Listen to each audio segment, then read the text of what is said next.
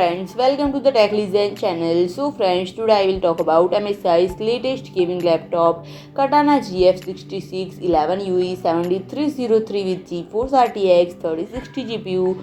So friend, MSI has unveiled its latest gaming notebook PC, the Katana-GF66-11UE-3703 GPU, which model number is, and friend, it will be released on 4th April 2023, means it was released. And friend, this 15.6-inch laptop is equipped with the GeForce RTX 3060 laptop GPU, and friend, it is engineered with selected parts designed to deliver top-of-the-line gaming experience. And the device features an 8-core 16-thread Core i7-11800H CPU and a GeForce RTX 3060 laptop GPU for high-quality graphics rendering, and the 56-inch LCD display boasts a Full HD resolution with refresh rate of 144 Hz, providing user with stunning image quality and smooth gaming experience. And this notebook PC comes with the DDR4 16GB memory and 512GB M.2 SSD storage, and it runs on Windows 11 home operating system.